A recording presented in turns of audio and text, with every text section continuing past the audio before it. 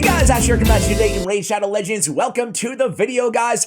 How are you all doing? Happy to have you joining me talking some Raid today. Another double upload day. Sorry for being so, I don't know, self-promotional here, but we do have a 20 best 2 champion combos, so like 2 champions paired together inside the game, in my opinion, dropping in about 8 hours from this video, so feel free to, you know, subscribe, turn your bell notifications, the stuff that every YouTuber relentlessly shoves down your throat.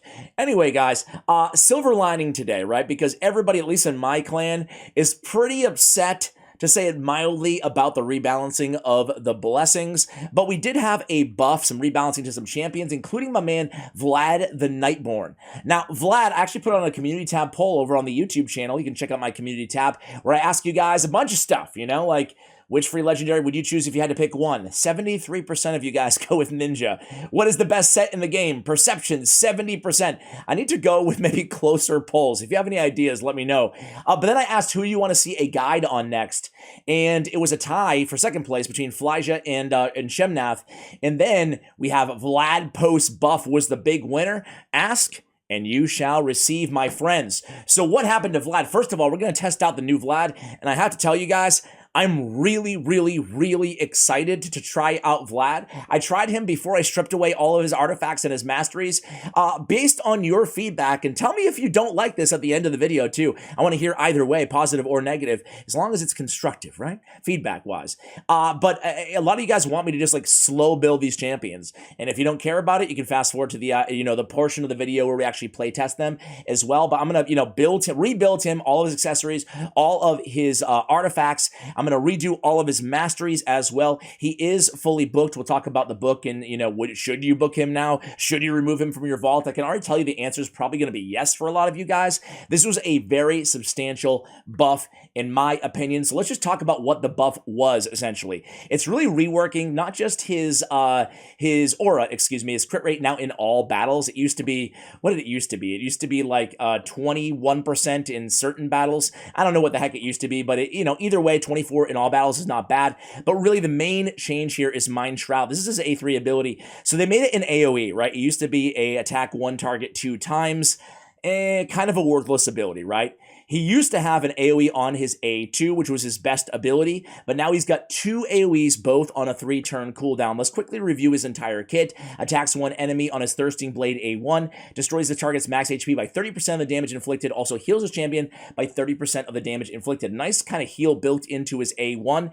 which is very hard hitting. It has a 4 multiplier. Shout out to hellhades.com. You can check out all the multipliers here, but a 4 godlike rating on that A1 is significant, not just for the damage, but also the heal. Also a good option for an ally attack team, counterattack, etc.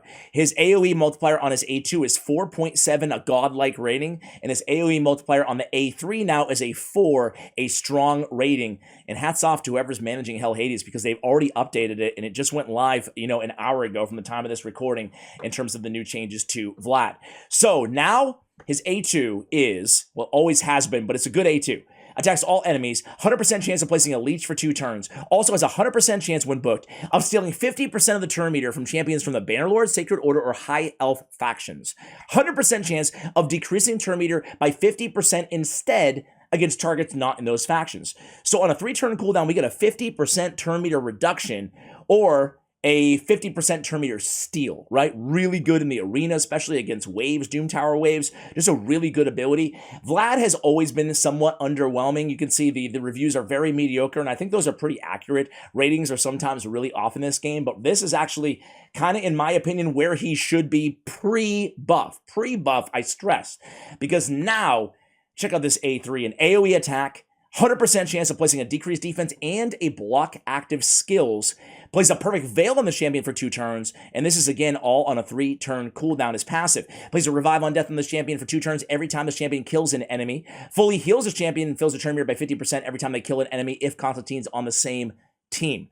Okay, so that's a lot, but again, 2 strong AoEs. One that basically, if I'm stealing you know, 50% turn meter from 2 champions in the Bannerlord Sacred Order of High Elf, I get essentially close to back-to-back turns, a full turn meter fill on his A3. So if you're going against an arena team, for example, or a wave that happens to have a few Bannerlords, a few Sacred Order champions, High Elves, which are very popular factions, then you basically, again, get to come in here, place a leech on everybody, have a full turn meter, come back around, decrease defense, and block active skills on another hard-hitting AoE attack. I mean, I don't need to tell you guys, but that's really, really powerful, right? In the arena, you can open up with Mind Shroud. You can lock everybody out, block active skills, and be the debuffer as well. So we have control and debuff in the same ability on an AoE attack now. This is definitely way more deserving of being a Void Legendary than what he used to be. He was a below average Void Legendary before, even though he had some usage. Now, in my opinion, he's a maybe slightly above average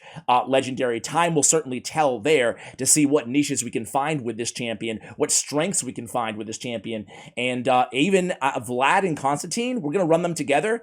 Them being a meta combo, I could actually see that happening on some teams, because if you look at Constantine's passive, basically, all of his abilities, he has 2 very hard-hitting abilities. Constantine is companion champion. If Vlad's on the same team, he has a deny revival on everything, like an Anithwi Blood Twin type ability on his passive. That's very, very powerful, so we're going to run them together and see what happens as well.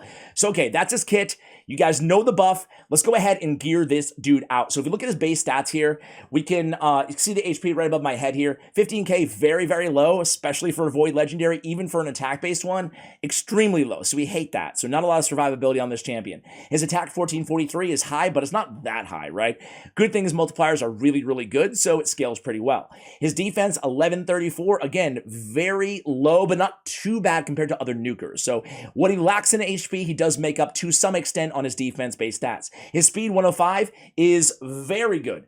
Very good for a debuffer / kind of control champion with the block active skills. Keep in mind, block active skills, it can be, you know, resisted, it can be cleansed, so keep that in mind, right? And then everything else, you know, we'll scale it up. So I want to build him as a control champion plus some a lot of accuracy. Basically, I want to land the A3 is what I really want to do, and I want to steal turn meter. So I want a ton of accuracy. I'm going to build him for the arena specifically, but we can use the build that we're going to use today anywhere as well. But I do want to go really high on that accuracy, and I want to go really fast on this champion because I want to run him on a speed team as, again, kind of a crowd control and debuffer all in one with like Arbiter and Constantine as the nuker, okay? So first things first, we're going to go ahead and start sorting. I should probably move myself over, flip myself around here, and be over here. I think it's a nicer place for you guys to look. So I'm going to go ahead and just do what I always do for the accessories. I'm going to click equipped, and we're going to go with attack as our main stat. Substat, we want attack percentage. Now we already have a legendary ring here with a trip roll of HP.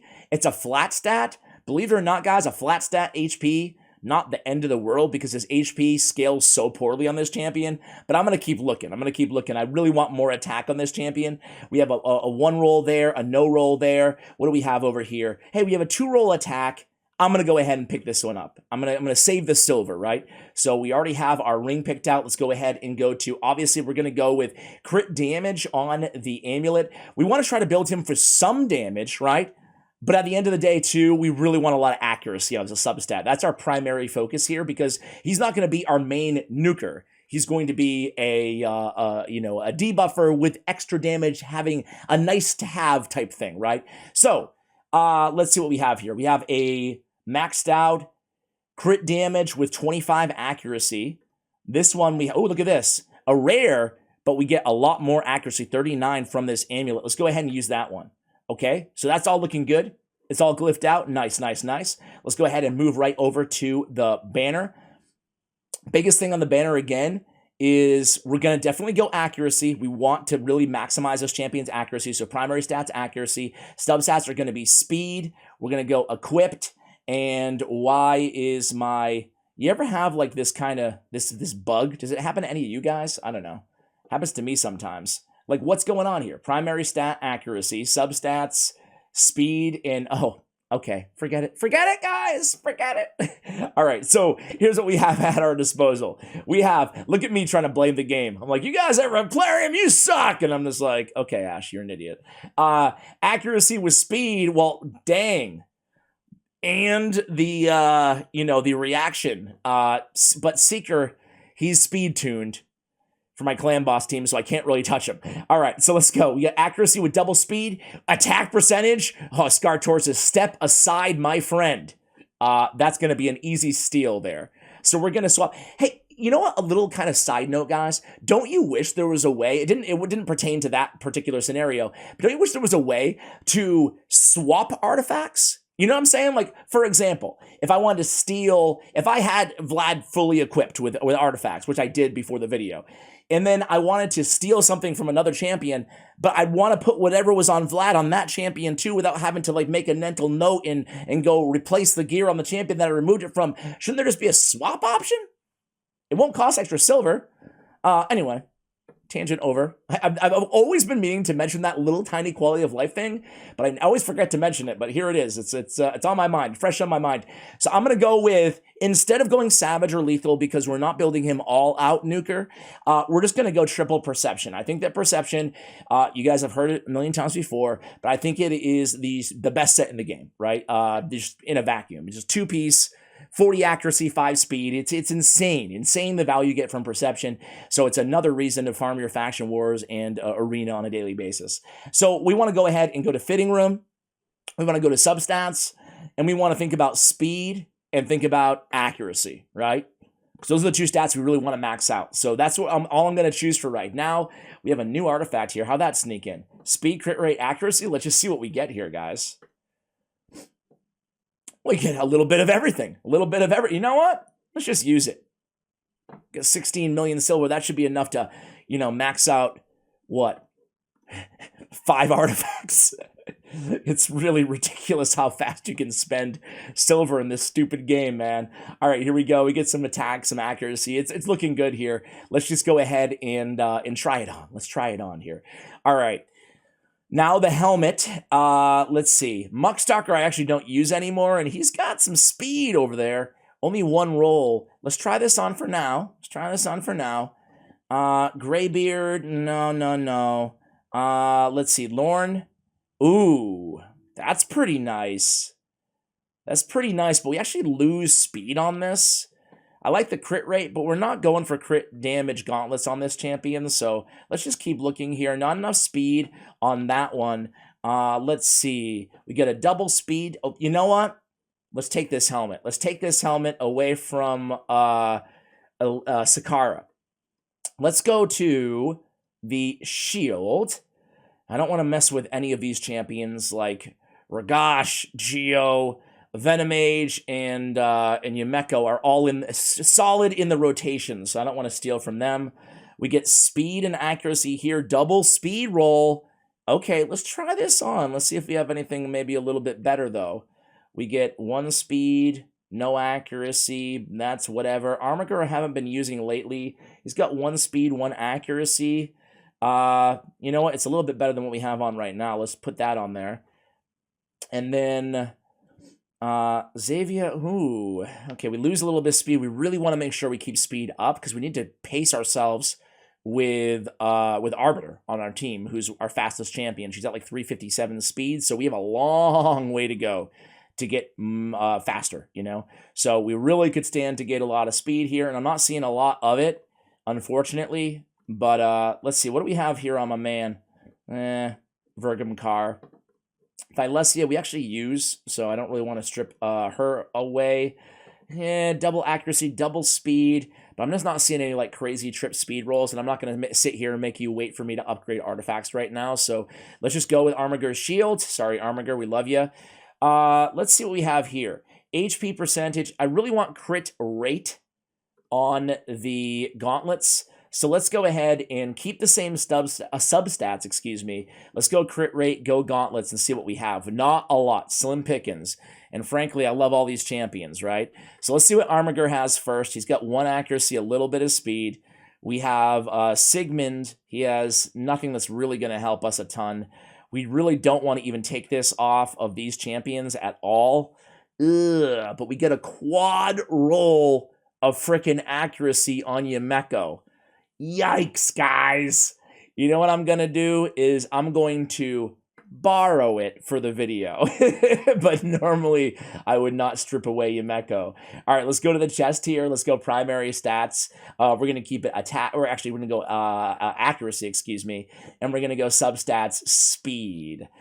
We have 99%, by the way. I'll show you the stats that we have right now. 99% crit rate, so we are where we want to be in that regard. Our crit damage isn't even that bad at 149 right now, so I'm pretty happy with all that. Our accuracy right now is at 468, so it's pretty high there too. So I'm actually really liking this build so far. Let's see what I can get for an accuracy chest. So I have accuracy with 1 speed roll. What I really want is 2 speed rolls. If at all possible. Let's go ahead and see what we get here. 3 trip flat stat defense, exactly what we were not going for. Let's go ahead and see what we can get here. And we get 1 speed roll again, kind of unlucky here. What do we have? A double crit rate there. We don't even need crit rate at this point. We get 1 speed. Shemnath has some crit rate. Allure has a trip speed, but we do not want to mess with Allure. She's too important on too many teams. So, Molly, what do you have? Trip HP? Golly. Okay, Allure, we're going to borrow it again. We're going to borrow it. Here we go. All right. So then let's go to the boots. And who knows? We have 2 Allures built, so maybe I can just swap. I don't use both Allures anymore. I used to run them both. I think it was on a Fae team or a Nether Spider team or something, but I don't run them both anymore, so maybe I can just borrow some from the other Allure and keep this chest on this champion. All right, speed boots, obviously, we want substats accuracy, and let's see what we have here. We have 1 pair of boots that is not rolled. Attack percentage here, too. Let's see if we can get, you know, some of this. We want a little bit more accuracy, but at this point, we're already pretty high on the accuracy. Let me just see what Nari is rocking. Not a ton. Gerptuck, not a ton of accuracy, but I love the double crit damage roll. I'm actually going to take that because I do want to get a little bit higher. I'm getting greedy here. I want as much crit rate and crit damage as I can, even though we're not, you know, building him again necessarily to be our main nuker. All right, let me go ahead and flip myself around here and take a look at our Vlad now that we have no masteries on him, but we do have all the gear. So he's at 598, 267. I would like his speed to be higher, honestly, but I think this is going to be fine. So, yeah, I actually like this build quite a bit. Let me see if I can glyph out a speed. 19 plus 2. I think, oh, right here, 14. So I'm not only going to use 1 glyph, speed glyph. I get 3, I'll take it. That brings me up to 270. What was I at? 267? Yeah. All right, so not bad. And you're going to see how important Laura's Steel is, too. We're going to go ahead and unlock his masteries. And I'm actually going to go with, well, this is interesting, guys. I was going to go initially with Eagle Eye to get him to 650 or higher accuracy, but 658. But I think 608 is honestly going to be fine. So instead, I want my cake and eat it too. I'm actually going to go with Helm Smasher on him. Why not? Maybe he'll just kill. I want to see how much he can nuke. And I'm an idiot. I just went with crit rate and I don't need it. But it's not worth the 150 gems, so whatever. I would have definitely went with Blade Disciple. I mean, I'm just not thinking. But obviously, it's a common mistake, right? If you don't need the crit rate, go with the attack instead, right? I'm going to go with Shield Breaker over here. I'm going to go with Ruthless Ambush, excuse me. I'm going to go with Master Hexter to extend the duration of the decreased defense.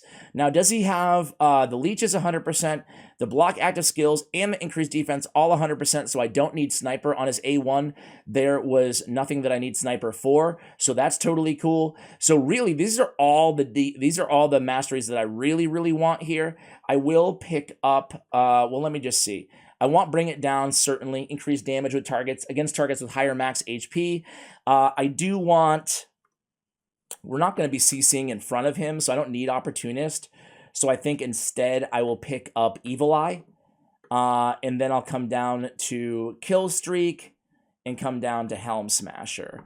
I'll pick up Methodical as well. So that's what we're going to go with for Masteries. If you need the extra accuracy, nothing wrong with going Eagle Eye. Again, I originally intended to go Eagle Eye, but I don't think we need the extra accuracy. I think this is going to be fine. And then we were able to get 2 extra speed and about 20 or so extra accuracy, a little bit less as well, thanks to Lore of Steel. So this is going to be our build, guys. Again, let me know if you like that. It was a long time building that champion, but, you know, again, based on your feedback recently, a lot of you guys really enjoy that. And, you know, those who don't, and feel free to fast forward, right? All right, guys, so here we are in the arena. I'm excited about this team here, guys. We have, obviously, Vlad and Constantine together, but you don't need Constantine. You can run whoever you want as a nuker, but again, it's cool to have that block revive, so I figured I'd run them together. We have Ryan the Conjurer, because I still want to include somebody on the team who has the ability to remove buffs from all enemies, because there's so much stone skin in the arena, right? So I have a Ryan the Conjurer. She is built with around 500 or so accuracy, so not the most, but hopefully that will help us out. She also brings Weaken, which obviously Vlad does not have, so I think these two champions actually complement each other pretty well.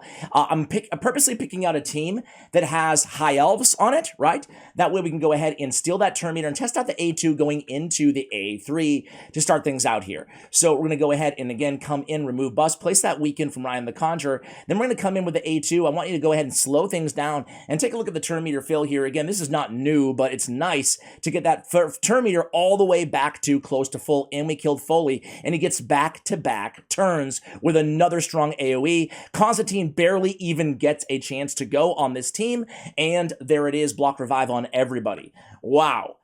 Really effective. Let's go ahead and face kind of a tankier team.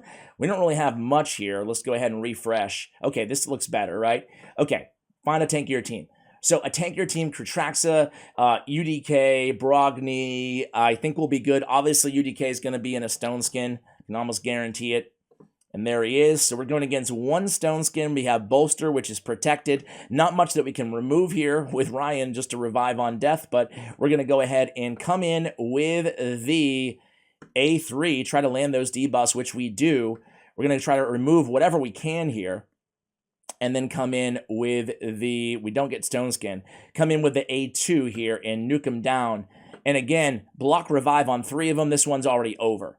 So really, really cool combination here, right? These two champions, but even Ryan like fits in very, very nicely to this squad.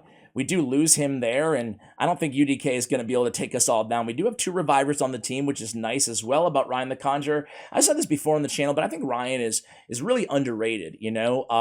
People compare her, rightly so, to Madame Ceres because she has kind of the same removal. It is on a 3-turn cooldown rather than a 4, but she has Weaken instead, again, of the...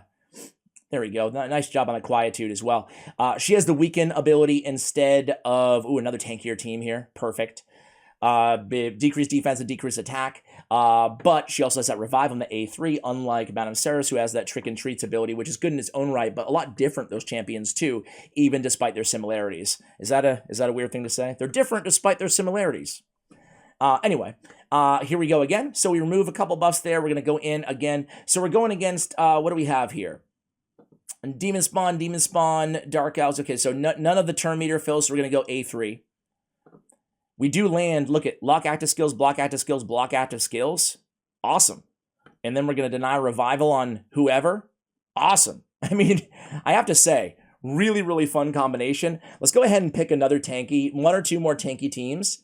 And then I wanted to actually do like just a regular difficult floor of Doom Tower. I want to put together like a really cool team with Vlad and Constantine on it and just see how we do here. But again, I mean, these speed teams, just going to be a speed race here, so I don't think it's that exciting to go against. Okay, how about this squad here? This is another good one here. I mean, a lot of super, super meta champions in the game. Let's see how we do.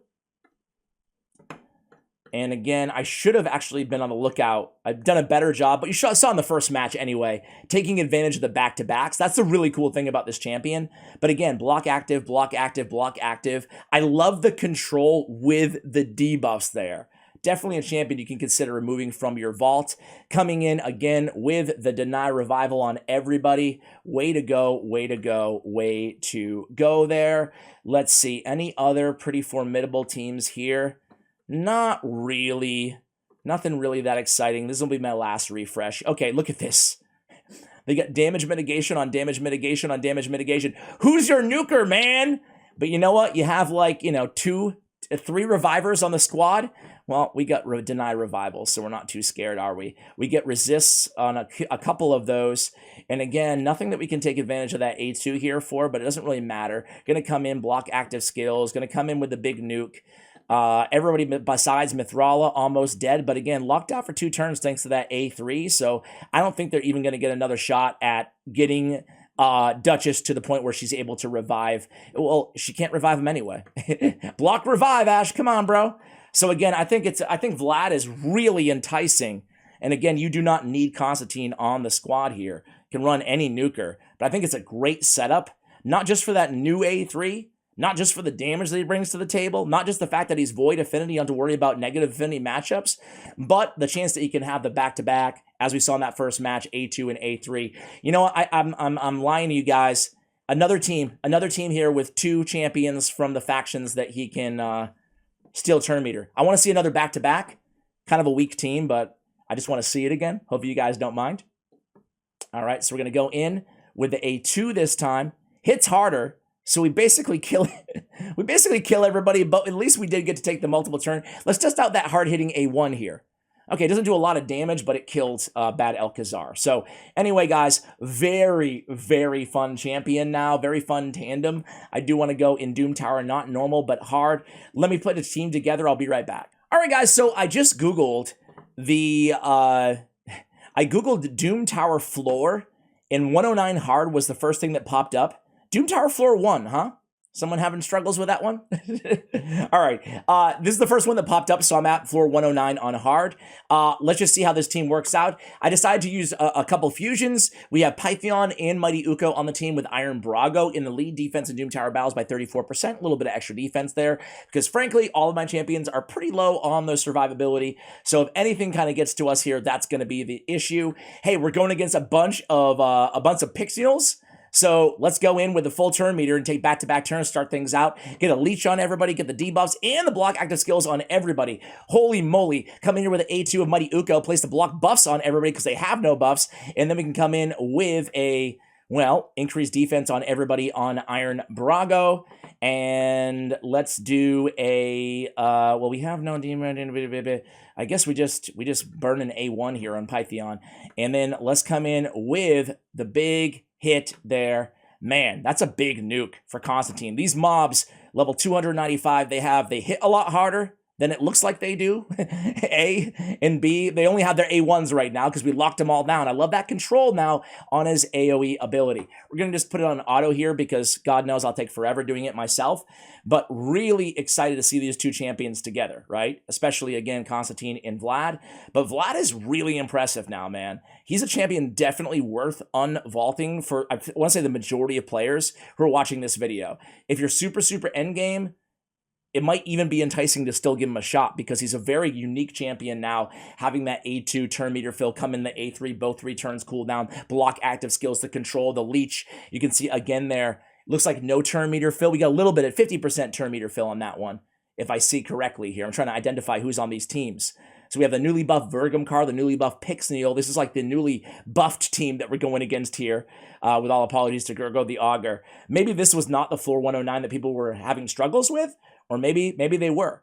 But so far, this team is absolutely dominating. I can't wait to see the damage of Vlad, you know, especially since he's not built to be an all-out nuker, although his stats are pretty dang good. You know, you guys saw the entire build portion of this video. I especially like, again, not to belabor the point here, but I especially love that A3 has the block active skills with the decreased defense, you know, because just decreased defense on a 3-turn cooldown, that's not enough for a Void Affinity champion anymore. Certainly a Void Affinity legendary. They're a dime a dozen. There's a lot of those champions now. Back 4 years ago when I started playing this game, there weren't that many, you know? But now, I mean, you need more. So having that control, the block active skills on top of that, that makes him really enticing to me. Here we go on the 3rd wave here again.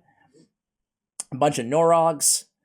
And again, just more freeze and crap that we're going against here. Some damage mitigation with all those Norogs as well. But it looks like we're going to be just fine here. There it goes. Again, we landed that A3 block active skills on pretty much, well, on everybody.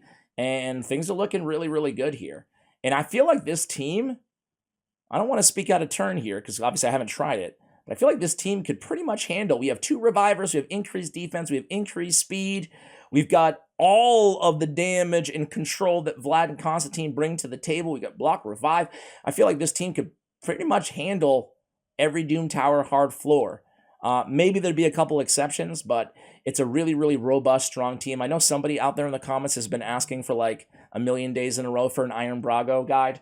I'll try to make that happen for you guys. You guys have overwhelmingly said that you want updated guides on older champions that, a lot of people have. So previous fragment summons, fusions, stuff like that. So I'll try to make that happen here as I continue to, double upload when I can, when I have the time to do so. Obviously prioritizing time with my son and family work and stuff like that. But trying to put out as much content as I can for you guys. And hey, that's going to do it for the video. I think you guys get the point, man. Like Vlad is solid now. I do want to see his overall damage here compared to Constantine and the rest of the team, because all these champions have 100% crit rate and crit damage, all of them, except for Python, I want to say. But anyway, let's see what we did here. So again, Constantine, not bad. Basically a little bit less damage than Iron Brago. More damage, obviously, than Mighty Uko, but he's bringing all that control and debuffs as well to the table. Very, very compelling now. What do you guys think of Vlad? Do you think he's really as good as I'm saying he is? Are you as excited about this buff as I am? Let me have it in the comments below, guys. Thank you for watching, and as always, take care, guys.